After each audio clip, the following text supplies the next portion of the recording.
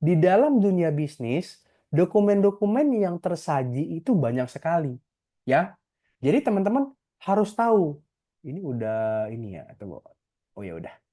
Jadi teman-teman harus tahu fungsi dokumennya apa. Nah, yang pertama itu adalah sales contract, ya. Sales contract itu fungsinya apa sih, Mas Bas? Tunggu. Gimana caranya ngasih? Gimana ya cara? Aku lupa lagi. Annotate. Bentar. Nah, sales contract itu apa sih fungsinya, Mas Bas? Sales contract itu adalah mencakup tentang poin-poin, ya, poin-poin yang disepakati antara eksportir dan importir terkait dengan bisnis tersebut, bisnis yang mereka lakukan. Misalnya, eh, oh pokoknya kami pengennya perusahaan atau penjual tidak hanya ini ya, sorry, sebagai penjual kami pengennya menjual barang ini kepada pembeli tidak hanya dengan biaya yang disepakati, tapi kami pengen juga mengambil persentase juga dari berapa sih barang yang pembeli jual. Misalnya kayak gini. Misalnya aku bikin biar nggak bingung ya. A itu adalah misalnya penjual. B itu adalah pembeli. Nah, biasanya yang kita ketahui sebagai orang awam, A itu akan menjual kepada B, misalnya harganya USD 10 per barang. Misalnya ya. Nah, tapi ternyata ada klausul lainnya. A itu meminta kepada B, selain daripada dia harus membayar 10 USD per barang, dia juga harus memberikan kepada si A yang penjual tadi ekstra USD misalnya $5 per barang yang berhasil dijual oleh si B. Barang yang berhasil dijual. Berhasil dijual oleh si B. Kayak gitu. Nah, kenapa orang eksim atau orang yang memang berkecimpung di international trading harus tahu? Karena kembali lagi, ketika opsi yang pertama tadi, oh ya udah harganya cuma 10. Dengan opsi kedua, harganya 10 ditambah dengan adanya $5 tadi, maka proses kepabeanannya itu akan berbeda, ya. Proses kepabeanan akan berbeda. Jadi orang eksim itu harus mengetahui kontrak yang dipersyaratkan di dalam sales kontrak itu apa. Itulah teman-teman kenapa aku selalu bilang di awal, kenapa aku selalu mulai bahwa ketika kita menjadi orang eksim dan orang yang sama dengan itu fungsinya atau role-nya, itu kita tidak cukup hanya bekerja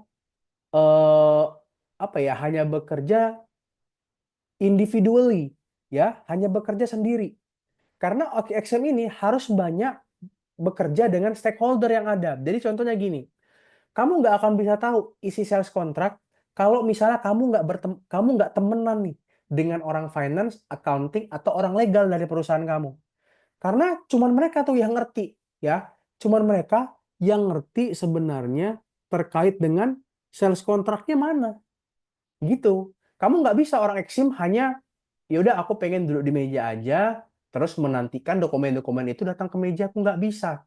Kamu harus jemput bola istilahnya, seperti itu. Contoh kayak gini, yang aku alamin nih di pagi hari ini.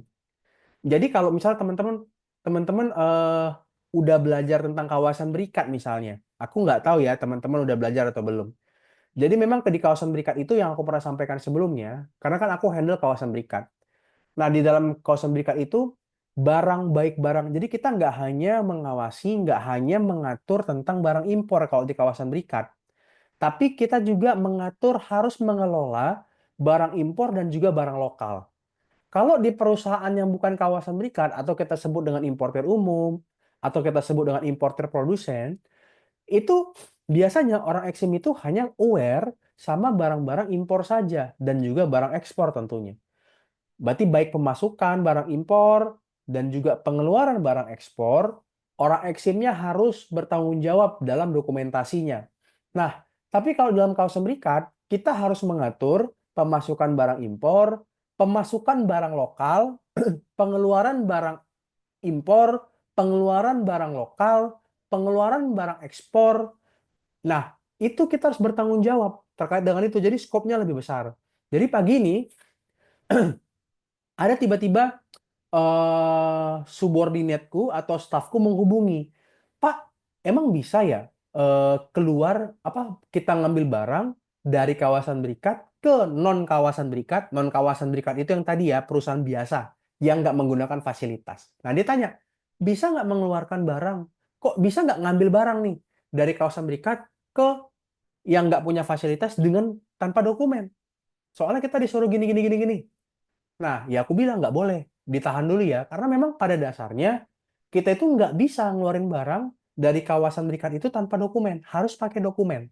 Nah, sekarang pertanyaan selanjutnya, bagaimana orang bisa kasih kita input informasi kalau kita nggak menciptakan trust kepada orang tadi, ya kan? Karena orang itu, teman-teman, atau rekan kerja kalian nanti, itu biasanya cenderung hanya yang pertama, ya udahlah, kita percaya kata orang aja, gitu kan? Atau yang kedua, aduh ini ribet nih, prosesnya ribet. Nah, itu makanya karena dua pola pikir kayak gitu, itu menjadikan kita itu sebagai eksim yang bertugas dalam barang-barang tadi, itu nggak memperoleh informasi yang signifikan. Nah, sama juga kayak tadi. Kalau teman-teman nggak membina hubungan baik dengan orang legal, orang finance, orang accounting, gimana teman-teman tahu? Sebenarnya mekanisme bisnis yang dilakukan oleh perusahaan itu sendiri bagaimana? Nah, jadi di dalam proses kepabeanan ini teman-teman, nggak cukup hanya barang impornya keluar, enggak. Karena nanti setelah barang impornya berhasil keluar, akan ada proses-proses untuk menguji kepatuhannya tadi. Nah, ketika nanti ada dilakukan audit misalnya oleh bea cukai, terus diketahui bahwa ada proses yang teman-teman tidak lakukan secara benar. Nah, walaupun teman-teman nggak tahu hal itu, nah, tapi karena teman-teman yang bertanggung jawab, ya iya dong, posisi teman-teman yang bertanggung jawab di situ kan. Nah, jadinya nanti yang disalahkan itu pasti adalah teman-teman. Nggak mungkin teman-teman bilang kan, ya saya nggak dikasih tahu kok tentang masalah ini. Gimana sih bagian lain? Nggak kayak gitu. Karena teman-teman adalah orang yang bertanggung jawab. Jadi baik itu dikasih tahu oleh bagian lain atau tidak dikasih tahu oleh bagian lain, teman-teman itu harus bertanggung jawab. Harus memikirkan bagaimana caranya untuk mengambil atau meminta dokumen dari bagian lain tersebut. Nah, seperti itu teman-teman. Terkesan tidak fair ya, terkesan tidak fair.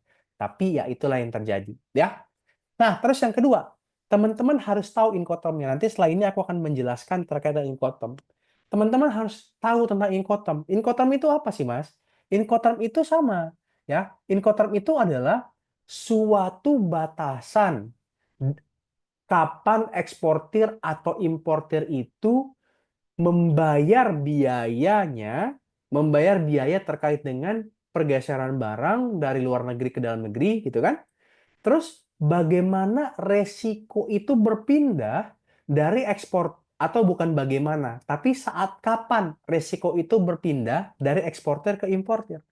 Nah, Incoterm ini sangat berguna. Kenapa? Pertama, dari bagaimana perusahaan bisa menghitung biaya yang ditanggung oleh dia. Kayak gitu, ya. Terus yang kedua, kalau misalnya barang misalnya, ntar aku ini dulu ya, aku pilih dulu nih korban ya kan. Misalnya Herlan nih. Herlan itu di satu perusahaan jadi staf eksim. Ternyata ketika misalnya barang Herlan yang lagi ditunggu-tunggu banget sama perusahaan, itu ternyata jatuh di tengah laut. Atau tiba-tiba barangnya Herlan, kontainernya bocor di tengah laut. Barangnya Herlan ini barang makanan misalnya. Ya, jadi ketika bocor kontainernya, maka barang Herlan rusak nggak? Ya kemungkinan besar rusak, namanya makanan.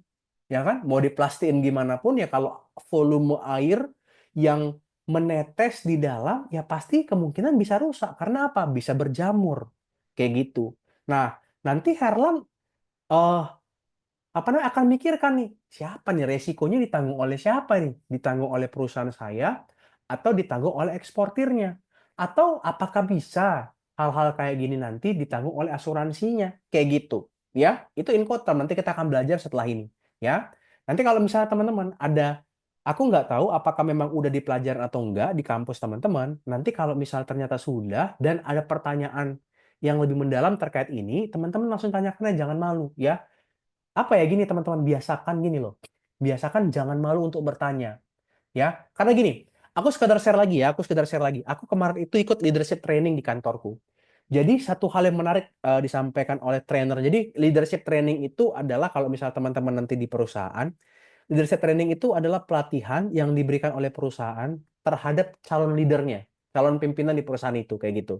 Nah, jadi eh, apa trainernya atau orang yang melatih atau coachnya itu bilang hal yang menarik seperti ini. Sekarang itu teman-teman, mungkin ya Pak Supono pasti tahu juga ya kan. Mungkin ada beberapa dari teman-teman yang mengerjakan tugas pakai ChatGPT kan. Atau ChatGPT itu kan adalah bagian dari AI, benar kan? Nah, akan susah memang bagi dosen untuk tahu sebenarnya apakah anak ini ngerjakan pakai ChatGPT atau enggak. Kayak gitu ya. Mungkin misalnya Kezia atau Johannes misalnya itu senang-senang aja sekarang dia. Kenapa? Karena yang tadi ChatGPT itu membantu dia dalam mengerjakan tugasnya. Seperti itu. Atau misalnya ada ujian yang open book misalnya, yang dikumpulnya seminggu atau seminggu setelah proses ujian itu berlangsung. Nah, enak banget tuh bikin jawabannya pakai ChatGPT. Tapi tanpa sadar teman-teman, kalau misalnya teman-teman melihat sudut pandang yang lain, bahwa kalau ChatGPT itu bisa memberikan analisis kan bagi teman-teman untuk mengerjakan tugas kan, dia bukan hanya kayak Google. Kalau Google kan teman-teman masukkan keyword, kemudian akan ketemu jawabannya di Google. Jadi Google itu sifatnya pasif kan. Apa yang teman-teman tanya, itulah yang akan dijawab. Kayak gitu. Kalau ChatGPT, kalau teman-teman perhatikan, enggak kan? Teman-teman bertanya satu hal, dia bukan hanya menjawab hanya satu hal itu. Dia mengembangkannya ke dalam hal yang lain. Sehingga ChatGPT itu fungsinya itu bukan lagi kayak Google yang pasif, tapi ChatGPT itu aktif. Bahkan dia memberikan analisis-analisis lainnya lagi yang komprehensif. Yang kalau kita compare teman-teman pakai Google, teman-teman search satu hal, teman-teman harus search yang lain lagi kan. Kalau ChatGPT enggak, langsung komprehensif. Maka posisinya ChatGPT di sini adalah dia memberikan analisis. Nah, di perusahaan itu teman-teman ada orang memang yang disuruh menganalisis. Nah, pertanyaannya dengan adanya ChatGPT, mungkin sekarang pekerjaannya nggak diambil karena dia bisa terbantu dengan ChatGPT tersebut. Tapi nanti mungkin 5 tahun lagi, ChatGPT-nya berubah. Dia akan berfungsi sebagai teknologi yang bisa memberikan prediksi atau prediktif. Ya, maksudnya apa kalau prediktif? Kalau prediktif, jadi gini, aku bikin contoh. Mana ini dia? Ini ya. Eh, eh, eh. Ini dia aku one wordku yang tadi. Nah, gini. Kalau prediktif itu, jadi gini, teman-teman misalnya ketik keyword, tolong berikan aku misalnya gini, kalau di perusahaan sekarang, dia itu ada namanya tim procurement atau logistik. Jadi, tim procurement atau logistik ini terkait dengan logistik tadi, dia itu akan melakukan komparasi kan, komparasi untuk menentukan biaya dari kapal-kapal yang paling murah. Contoh, dia akan membuat komparasi misalnya gini. Nah, misalnya di sini vendor, vendor, ya elah, vendor, vendor A, vendor B, vendor C, vendor D. Nah, dia akan ngasih komparasi gini, price-nya berapa nih yang paling murah. Terus kualitasnya siapa yang paling unggul?